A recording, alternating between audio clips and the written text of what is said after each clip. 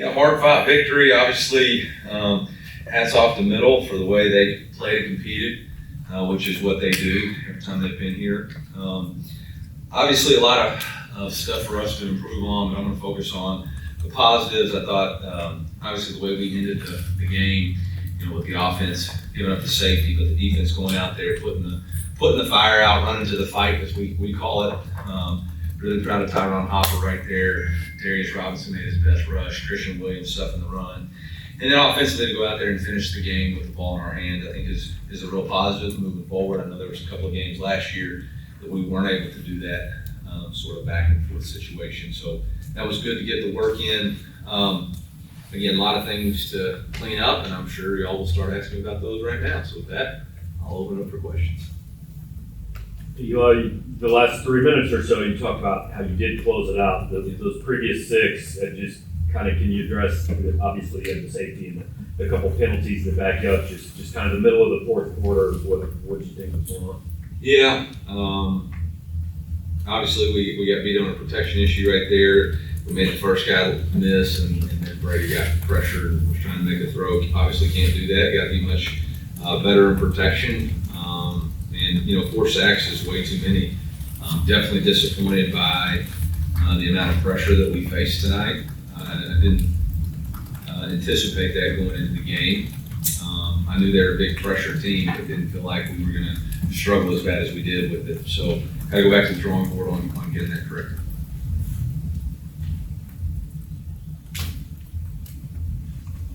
What went into the decision to not go for some of those 4th and shorts?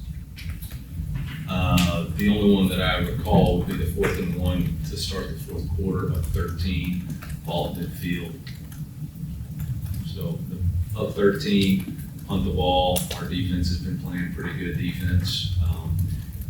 Up 13, if they've got to go 83 yards to bring the ball in on the 17, which they did, but their chances of scoring are a lot less than 50. So I think it's the right play every time.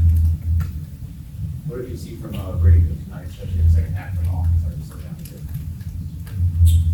Well, we got into a rhythm there, and I think we had 3 straight possessions where we scored. I actually thought he was throwing the ball pretty well. He was having a little bit of issue with protections early. We were 7 for 13 on 3rd down. He was 14 of 19 with 2 touchdowns. I thought he did a really nice job throwing the ball. Coach, how would you describe the effectiveness of your run offense tonight overall? Well, we gave plenty of chances. Obviously we weren't good enough, especially in short yardage. I felt like the one negative right there was on that 3rd and 1. We weren't able to convert it, and then we had another third and 1 where we false start. Obviously those penalties right there and lack of execution is poor, and it's got to improve. Coach, defense had 4 sacks, 12 tackles for loss, but MTSU was also 9 of 18 on 3rd down, 2 or 3 on 4th down. So how do you kind of rectify those issues? Yeah, I think that's the kind of the interesting thing about the stats. We played really good in the first quarter and gave the offense plenty of chances to really try to start fast, and we were only up 3-0. And that was really disappointing. I felt like the defense, gave up 2 really long drives that we've got to continue to improve on. That's happened 2 weeks in a row, and 2 weeks in a row we don't have any turnovers. So, and I think 4th down conversions, they were 2 for 3 last week too. So obviously a lot of things that we get to work on, and that's what we'll work on. On the kickoff to Marvin Brooks, caught hindsight, of course, maybe not running out or go for it. What were your thoughts on that decision? Yeah, it's a clear fair catch. We put them in on toes on the goal line. If the ball's over your head, you have to reach above it. That's a clear let it go. And you have to back up to catch it. It's a clear fair catch. So freshman mistake there. Really proud of Marvin. Marvin starts on 4 special teams. He's a 4 special team starter for us, which is hard to do as a true freshman. So it's a learning experience. You're going to have those, and to learn and win is the best kind of learning experiences. So proud of our team for getting us there. Coach, Vadiato was able to break containment pretty frequently in the second half. What did you see from him that allowed for more of those lead drives on Middle Tennessee's part? Yeah, I mean, honestly, that was the name of the first half too, in our long drives, was we weren't setting edges well enough, whether it was in the zone read game or on scrambles, and it was still a little bit leaky there, late. We were running more simulated pressures from an odd front structure and just didn't have our edges as sealed up as we wanted to. There was a couple times he pushed up in the pocket too. I think he had a big scramble on a third down where he pushed up in the pocket and we lost contain. So we'll go back and figure out where we got to improve on that. I mean, we knew he was a headsy player, we knew he was a gutty player, and he showed that tonight. Coach, that touchdown pass to Peter, there's something you guys saw that, that gave him that open wheel route where he was just wide open? Yeah, we knew in that formation we were primarily getting man, and so we started the fourth quarter and we knew if we got man, that was the call we were going to. We didn't anticipate that they would leave him uncovered, but they had a double-edged pressure coming. I'm sure one of those guys is supposed to come out of it. We squeezed the protection, so both of them were free on the quarterback, and I mean, Brady looked right down the barrel and made a great throw. Coach Luther made a couple of huge plays, and then of course there was that whole thing. You seemed a little animated about that. I was curious your thoughts on his game overall in that play. Yeah, I'm going to watch the tape, but I'm probably going to be severely disappointed in that flag. I think it was an anticipation call, but we'll see. I haven't watched the tape, but obviously proud of Luther. I think that's his first 100-yard game.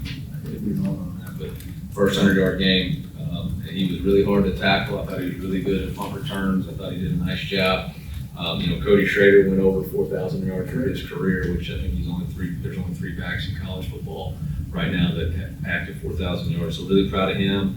Really proud of Nate for, he didn't get enough opportunities to carry the ball tonight. We've got to get that corrected, but he did show up big time in the pass game. So combined, I think he's right at 100 yards all purpose, which is good. You guys ended the game with 46 rushing attempts and 19 passing attempts. Was that the game plan coming in, or was that something you guys had to adjust to? We'll look at it now. That wasn't the game plan going in at all. Coach, what did you like from some of the deeper passing looks over there tonight? Well, we started off the game and had the perfect look for a play that we dressed all week, and he was there. We just didn't finish the play. I thought Brady could have thrown it out there a little bit further, but we really don't ever want to overthrow Luther, so missed that opportunity there. Hit him a couple other times down the field. One I thought really busted us open in the third quarter, gave us some good momentum there. Got to go back and at the drawing board and look and see how we can be more explosive in the pass game. Obviously, that's not where we're at right now. Every coach says it's better to work on things after a win. I mean, going into a game, a lot of people have been pointing to how close do you feel like you are to what you want and getting this figured out? I think there's a lot of things to work on. I mean, I'm pleased with, some of the numbers, right? I mean, we're 7 for 13 on third downs. We didn't have a turnover. We were 3 for 3 for scoring in the red zone. But there's just so much to work on. Lack of explosiveness offensively, the short yardage debacles, missed extra point, it was tipped, poor protection. And then defensively, things that we got to work on. So, we'll hear it all week, and that's probably fine. We just can control what we need to control, which is improving and preparing for a really good K-State team, Big 12 champ, coming into our stadium. Appreciate the fans being sold out. They're going to give us a huge advantage, and we'll continue to improve. I'm not disappointed in. We've clearly identified some guys that are playmakers for us. I thought Theo Weiss's catch was unbelievable on the goal line. I thought his catch and run opportunity on a fourth down where we checked, and I thought he really played big. We got to give him more opportunities to play big for us. Coach, you break down that touchdown at the end. What did you see there? What did you want to get in isolation? It was actually the exact same play that we ran that they called us for offensive pass interference. So I'm unsure how it wasn't offensive pass interference on that point too. It was the exact same look, but maybe they'll send that in and tell me. We motioned into a stack, and it's an option route for Theo, and he was able to break out based off leverage. It really was a heck of a throw, but he was able to extend his hands, make a contact catch. The offensive line, you mentioned it earlier, but What are those things you need to change? Are they going to be personnel changes or something you guys look like in practice now? I would say there's a good probability there's gonna be some personnel changes. We're not gonna sit back and we're gonna make changes. We're not gonna stick with status quo and, we've had 2 games to figure it out. If production is still not what it needs to be, we're gonna compete for the job. But we're not gonna continue to give up 4 sacks and run the same 5 guys out there and all that. Coach, you mentioned Cody Schrader tonight being in charge in yards. Can you talk about his impact not only on the field but just as a leader in general? I mean, a young man who took a chance on himself, believed in himself, just wanted to be on the team. And once he was here, instead of just being on the team, he wanted to make an impact on the team and earn the right to play. And now he's a starter and a captain, and he's got 4,000 career yards, and just an unbelievable young man. And really proud of him. I'm really glad he's on our team. I think it's a great story for the University of Missouri. A kid who always wanted to play at this university. Didn't have the opportunity out of high school, but believed in himself and earned that opportunity. I think it's really powerful, and I'm very proud to coach him.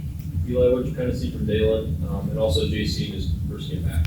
Yeah, I thought JC was very explosive back there. I know there's going to be a couple of plays he wishes he had back as far as maybe a couple of tackles, but I thought he played pretty well.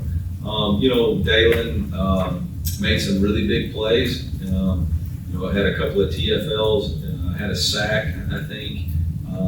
So plays big in big situations. We just defensively, we got to find a way to create a turnover. Mentioned holding and snapping aside. This is last week. What did you see in that department today? Are you concerned about the team? I'm really concerned. Yeah, it's devastating to have a poor hold in a leakage of the middle, and that's uncharacteristic, especially for as much as we practice it. And again, it's got to get fixed. Yes, Coach. I think yes. Thank you.